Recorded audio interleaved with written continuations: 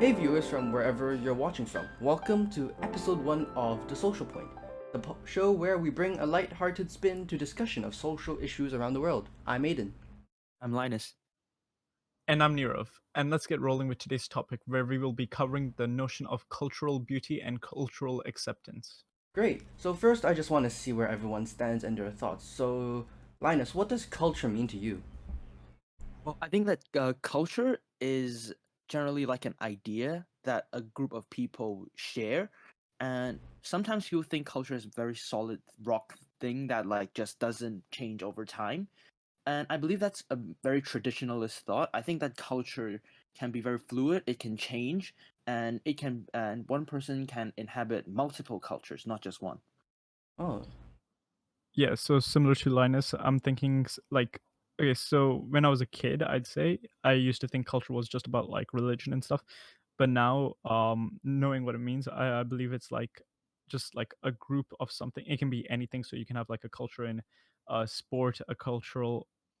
It's just like a belief, I guess you could say, a group that believes in something. Yeah. I think that's an interesting take on it since you mentioned you could have multiple cultures. I guess I could agree to a certain extent. Well, from my perspective, I would say culture is like our lifestyle because it incorporates our qualities, our traditions, our dialects, and it's always just reflected not only in ourselves but also in our history and the way we express thoughts and imagination. You know how when people they do some things and people immediately brandish them and brand them as that kind of they're ignorant, they're this and that, right? Yeah. Yeah. Because I think for in that case, it's just that we view everything in a very skewed perspective, and it forces us to be labeling, and it just comes to self defense. So, what kind of things do you guys like? It can be anything really, anything special. Well, I guess my biggest culture is cricket culture. Like in it since I was a child because it was introduced to me by my dad and actually my full family who's all interested in it. And it's a culture that stayed with me from the start of my life till up till now too. Yeah. Oh wow, cricket. Wait, so your family is where's your family from again, Yarav? My dad's from India, my mom's from Hong Kong, but we're all Indian. Oh, is cricket very common in Indian culture? Hell, yeah. Oh boy. All 1.3 billion, we all know it. Linus, how Yeah. about you? I feel like I guess you two would also know, or like most of our viewers would know that we're all really into internet culture these days. I feel like Oh internet yeah. culture has Oh become yes. like the mainstream culture, especially among like the younger generation. Like things like memes and YouTube, it wouldn't be like the traditional sense of like culture and like traditions, but I'm very certain that it is like a form of new culture that most people with access to the internet will be exposed to, and like uh, I feel like internet culture does like affect me a lot, and I do feel like I am part of this culture where like sometimes you go online, you watch some YouTube videos, you look at some memes, and yeah, I guess you two would also know a lot about it. Definitely, yeah.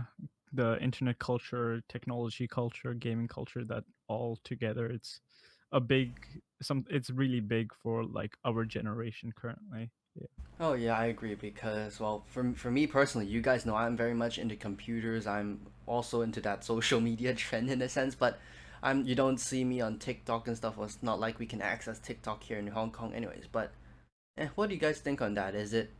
Do you guys mind or do you just use another platform? What do you guys use usually? Um well, at first it was a bit annoying, but now I'm just not bothered to try and go on. So I've just like found a different applications to look at. Instead of TikTok, I'm looking at short clips on YouTube's and just mostly Netflix nowadays. Oh, Yeah, I feel Netflix. like like TikTok itself and like just even like as we say internet culture, we use it like very broadly because even like different social media platforms have their own cultures. Like you'll have TikTok, Twitter, Facebook, Instagram, Reddit, like all of these.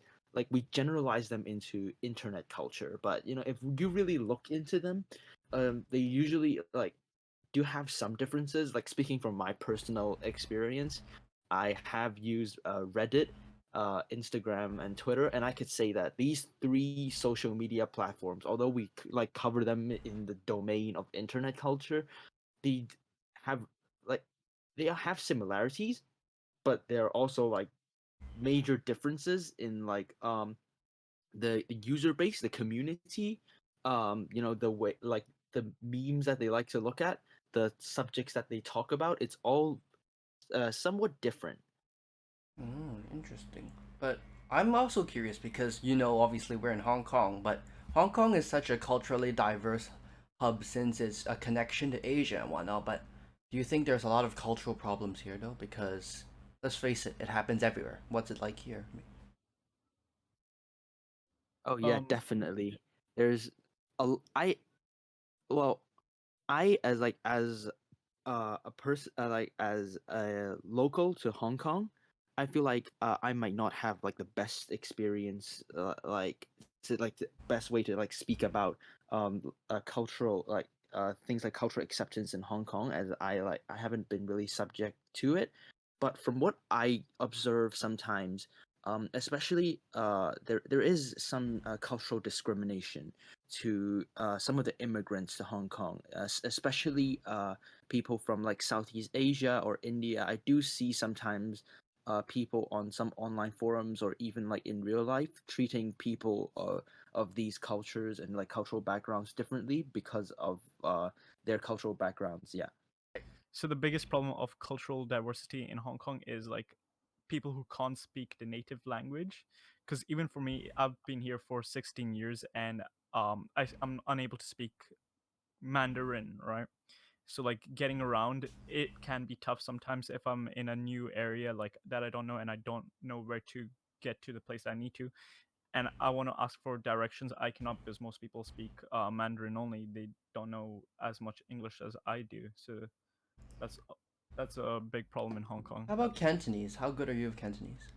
Horrible. No, Ah, I can't speak any languages. Like I'm only good at English and a bit of Hindi, hmm. which yeah. I also feel like the older generation in Hong Kong sometimes is more discriminating towards new cultures, because I do know some people, like not my grandparents but my grandparents' friends, who are do speak of like different cultures, uh especially Indians, as some of them speak in a way that is very condescending, and that Yikes. they don't really like them. They feel like they're coming here and like taking their opportunities, and like they feel like Hong Kong should just be a culture dominated by the local culture, Yeah, instead of I've like these seen that a new lot. culture, like yeah, these I see new what I mean. cultures like coming in.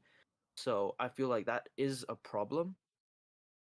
I see what you mean. Because the way I view it, if you're too dominant on a culture, like, because cultures are important because they make groups and they form our friendships and whatnot. But at the same time, being so versed in it, I think it's really damaging in a sense because I feel it's more important than ever that we educate people on the importance of acceptance. We're in a much more progressive society now, so I think that some things like segregation of culture just have to be abolished. Because here, the whole Hong Kong and mainland Chinese thing is a bit Yeah, that is, ugly. it's a bit complicated right now, the situation. Yeah, so without going in politics, you guys know about like the house you see. Have you guys experienced Chinese tourists? Well, not China, mainland tourists being a bit like rude, badly behaved in a sense. Yeah, a lot, especially when you're on the MTR and you're trying to get out of the train. That's I feel like it goes both ways as well, because I do see, of course, mainland tourists coming down and being very rude to people and like acting in a very in a way that you shouldn't act in public.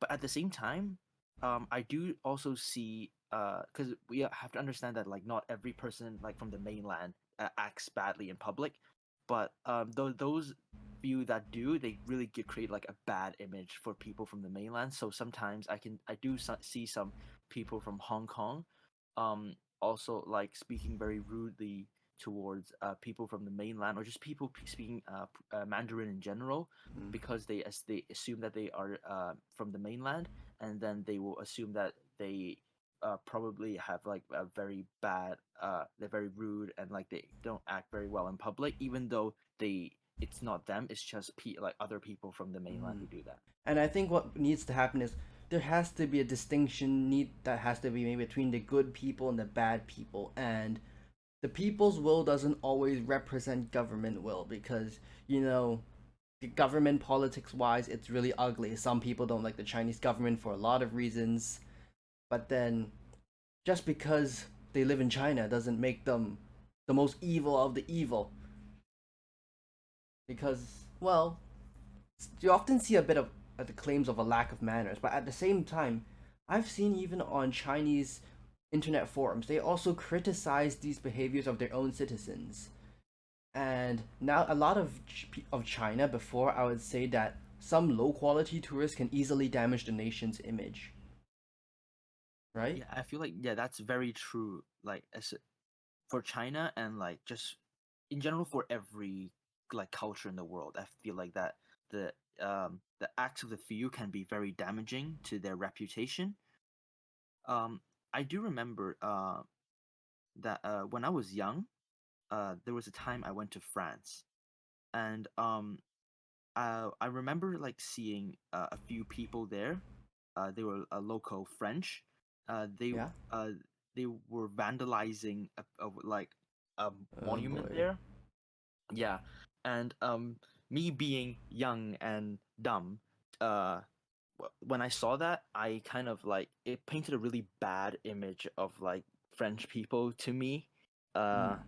yeah, and like even though now I know that those are only like the very few people like that do that, and not everyone is like that. Sometimes like it still gives me some kind of like a bad memory of them, even though like of course they not all of them are like that. Oh, well, that's interesting because maybe it has something to do, because I know in China in the past 150 years there was a lot of lawlessness, a lot of war and conflict. So I wouldn't say it's more because Chinese, quote unquote, being Chinese, but more like because we're Chinese deep down, well, in a sense.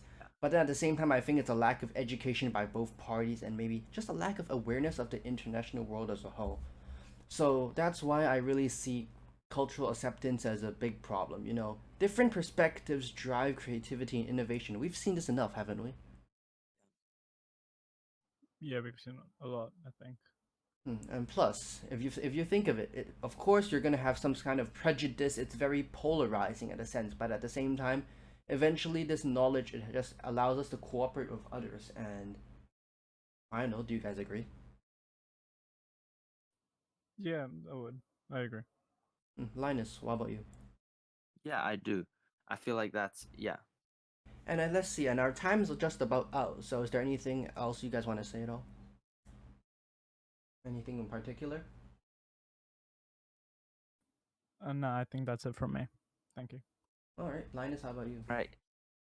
No, not really. All right, then. So I guess that's about it for today. So thank you guys for tuning into episode 1 of The Social Point. And of course, we'll see you guys again in about 2 weeks for episode 2. And I hope that you guys stayed and just continue to enjoy this and support us as we go. So thanks for listening, and we'll see you guys next time. Goodbye. Bye. Goodbye.